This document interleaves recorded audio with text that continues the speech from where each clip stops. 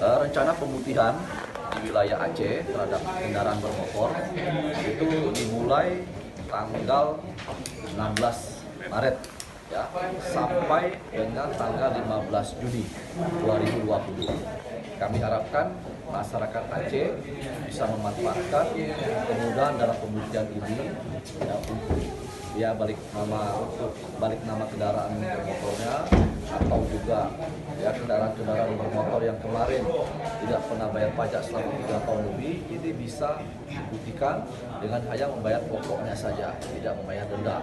Ya, kalau ini dimanfaatkan dengan baik, maka semua kendaraan bermotor di Aceh ini akan teregistrasi. Setiap kendaraan bermotor akan ketahuan pemiliknya siapa.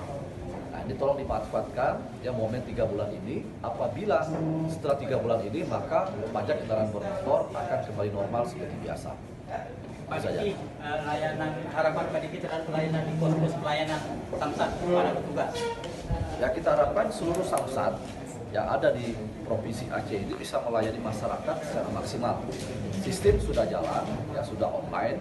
Jadi kendaraan dari manapun bisa kita data di Banda Aceh, di Suku Salam, atau mungkin sampai ke Gayo Luas pun itu sudah jalan. Ya.